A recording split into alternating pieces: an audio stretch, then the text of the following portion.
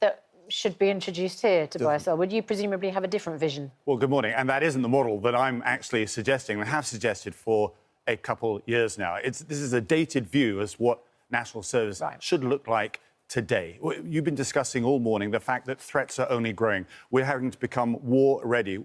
Our industry needs to move to a war footing.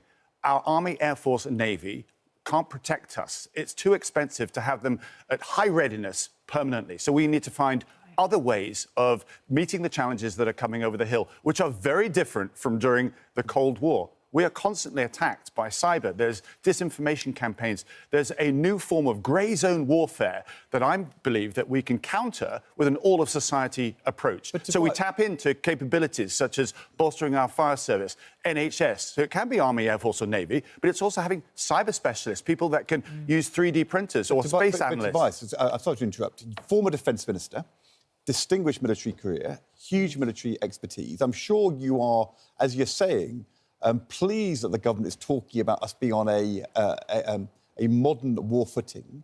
But very many people who have served in the military, our military leaders, say all of that is good, but national service is the wrong approach, hugely expensive, big diversion of resources, accommodation, training for people who may not want to be there. It's not the priority. What we ought to be doing is recruiting more people who want to serve properly in the armed forces or in the reserves. National service is a waste of money. So I'm saying that the Army, Air Force and Navy cannot deal with the types of threats that we're now faced with.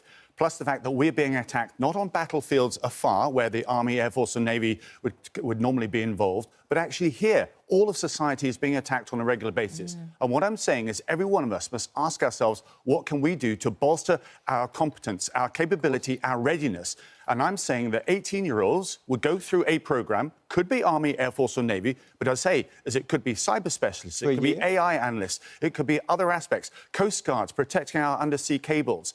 And that means they've done that training, and then, should things get worse, they can be called upon to bolster our capability and our deterrence. You're saying that it's the right use of what would be billions of pounds as opposed to other things that could be spent on the military?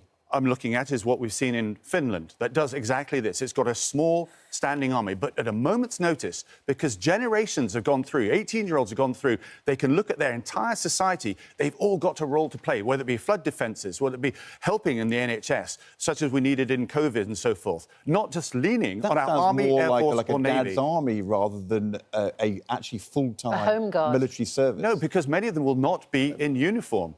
And yes, there will be a new protection force that's actually in the Defence Review to look after our critical national infrastructure from those drones. And if I can just say, sir, as a former Chancellor, you should appreciate the importance of protecting our economy. If we don't do that with security, every single...